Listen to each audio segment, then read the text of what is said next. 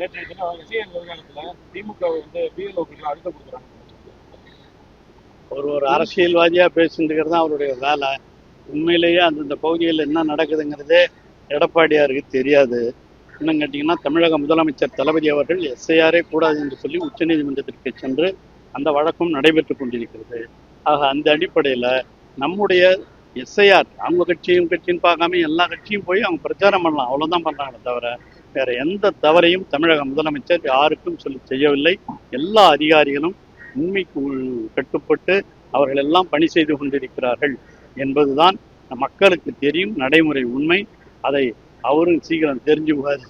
அவர் வேணும்னு எதனா போராட்டம் பண்ணணும், எதிர்கட்சியாக இருந்தாலும் அரசியல் பண்ணுவதற்காக செய்கிறாரே தவிர உண்மையாக வாக்காளர்கள் பட்டியலை பற்றி அவருக்கு கவலை இல்லை.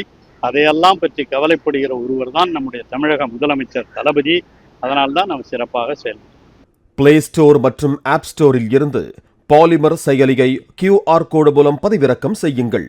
செய்திகளை உடனுக்குடன் பெறுங்கள்.